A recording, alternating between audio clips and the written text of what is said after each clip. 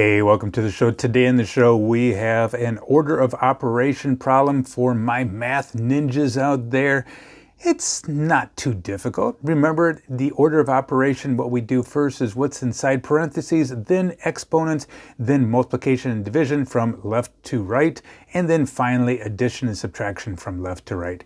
All right, if you want to try this on your own, hit the pause button, and when you're ready to check it with me, hit the play button. All right, let's go ahead and begin. First of all, we do what's inside parentheses. So, math ninjas, can you move to the side? Yes, we will. All right, 6 divided by 6, what is it? 1. So I put a 1 right there. And then I'm going to go ahead and solve for 5 times 5, which is 25. And then I put my addition sign right here. And then the next step is addition.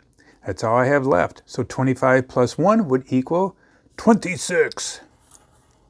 Yeah, that was pretty easy, cheesy, lemon squeezy. Hey, I got other math videos on this channel. I also have another channel filled with math problems. Check it out. I'd sure appreciate it if you hit the likey button, subscribe button, and like always, have a fun day. Adios. Goodbye. Ow.